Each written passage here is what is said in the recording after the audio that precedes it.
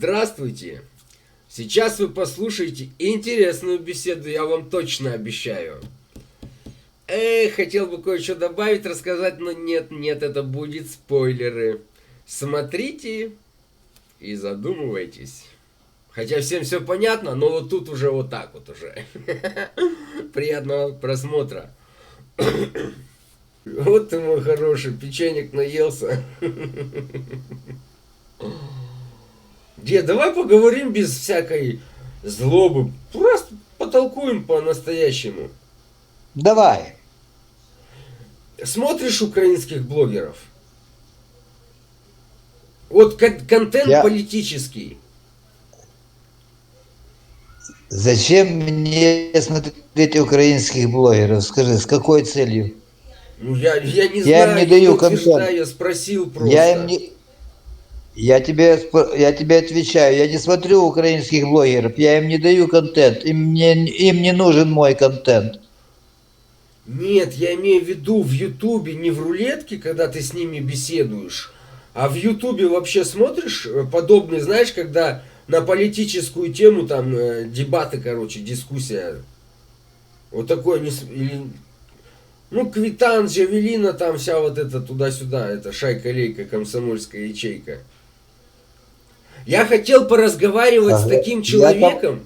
Понимаешь, я не хочу обсудить события, которые произошли у вас. Мне теперь интересно, как люди воспринимают вообще вот такие вот споры, да?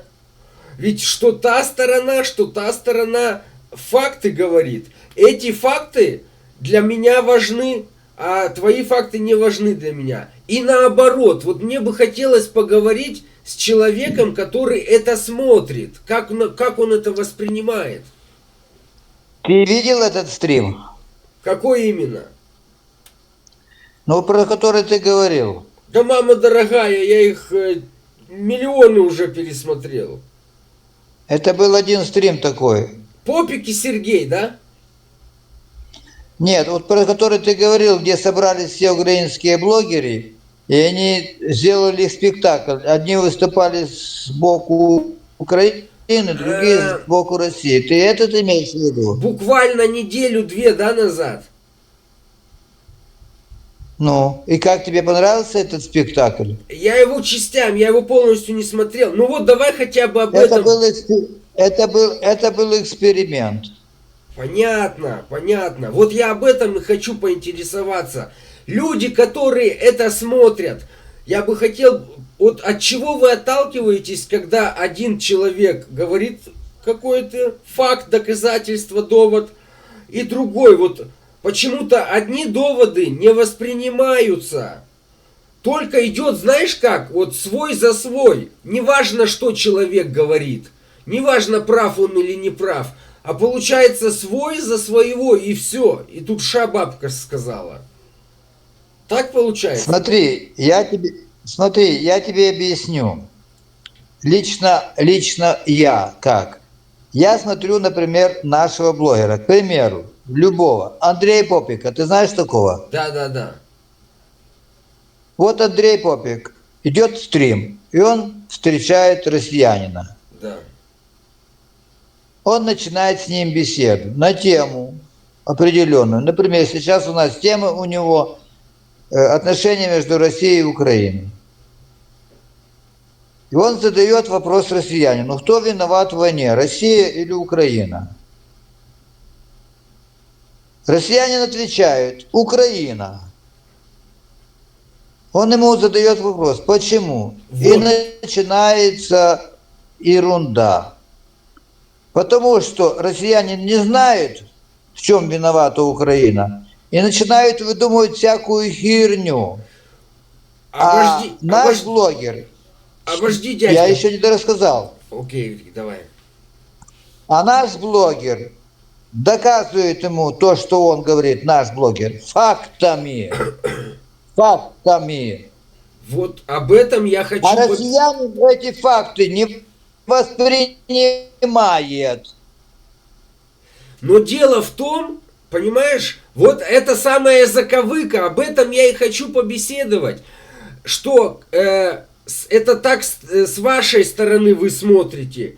Со стороны российской точно так же, только наоборот. Ваши факты не воспринимаются или считаются неправильными. Как мы можем вообще узнать, как прийти к консенсусу какому-то, компромисс найти, если мы априори друг дружку не слышим? Мы заготованы друг друга победить, не договориться. Победить вот два собеседника хотят друг дружку, но не Давай, договориться. я тебя понял. Давай с тобой сделаем эксперимент. Какой? Давай по-хорошему так. Я Давай. тебе не как блогер, а как простой гражданин Украины задаю тебе вопрос.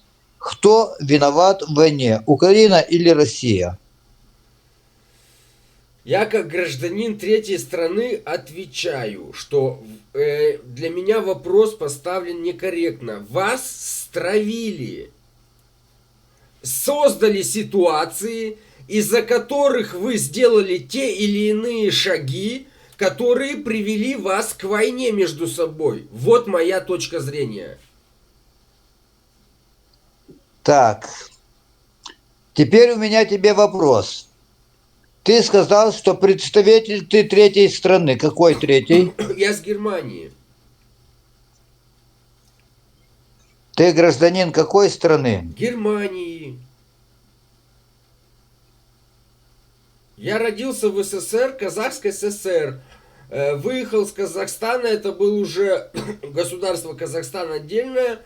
И в 2001 году сюда приехал в Германию. Мне сразу через Так 2-3 вот, месяца ты дали представитель гражданство. представитель третьей стороны, сбежавший из Советского Союза, неважно как. Так ты мне на ответ не ответил, кто виноват в войне, Россия или Украина?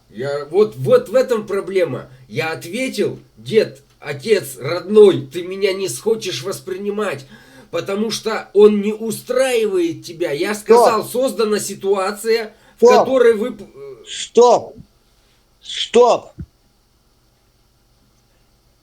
Какой вопрос я тебе... Задай мне этот вопрос, который я задал тебе. Я его не буду задавать, потому что я понимаю кое-что, и вопрос некорректен. Хорошо, хорошо, я с тобой соглашусь. Я сейчас тебя выведу на чистую воду. Давай, давай. Воюют две страны, независимо какие. Независимо. Любые две страны, между ними идет война. Да. Между этими двумя странами, воюющими, есть кто-то виноватый в начале войны? Вообще, если мы как пример берем, то да. Да или нет? Есть или нет? Да, если как пример берем, да. Стоп! Стоп! То, но в каждом... Я понял. Я понял ответ. Да. Да. Да. Из двух стран есть кто-то виноватый. Я тебе называю виноватого. Страна номер 2 или страна номер 1. Мы говорили про пример, я тебе говорю, вот две страны, первая, вторая. Вот первая виновата или вторая виновата, как в примере. Правильно. Вот кто из двух стран воюющих будет виноватым? Первая страна. Почему? А откуда я знаю? Мы предысторию, бать, с тобой не нарисовали на нашей картине. Стоп! Стоп! Ты опять от ответа убегаешь, потому что ты не хочешь сказать правду. Какую Конкретный правду? пример. Подожди. Кто виноват в На войне? нашей картине еще нет правды. Есть две страны. Ни названия, ни предыстории. Мы от все оттолкнули. Но чтобы поставить, какая виновата, мы должны предысторию понимать. Кто определяет виноватого в войне? Победитель.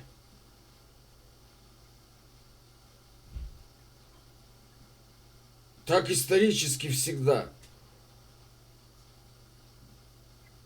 Я не говорю, что всегда это правильно или виноваты. неправильно. Стой, отец. Я не говорю, что это правильно и неправильно. Ты мне задал подобный вопрос, я тебе говорю, победитель. Кто определил виноватого в Отечественной войне?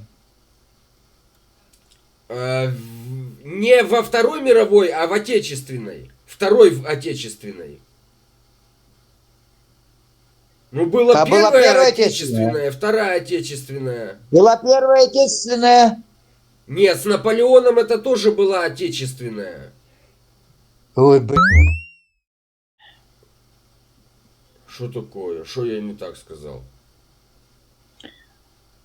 Я тебе первой нашей встречи послал куда-то. Ты курс нашел?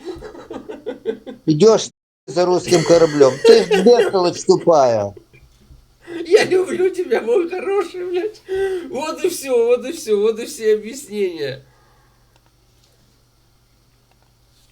Вот и все, мои хорошие. Вот я и добился, чего я хотел. Ну да, конечно, так как это один эксперимент из одного человека, надо более. Но я думаю, он прекрасно, наглядно показывает, что и к чему, да? Он, когда даже рисуя пример, он у себя в голове уже подразумевал Россию и Украину. Он не может убрать это, отодвинуть у себя с головы. Ну почему-то я на это способен. Я не говорю, что я лучше, я просто говорю, что я другой, да. Ну способен я на это. Что, он может на другое что-то способен, на что я, извиняюсь, не способен.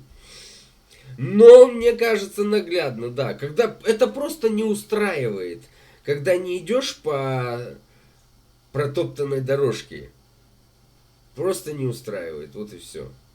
Большое спасибо за внимание, до скорых встреч, мои хорошие.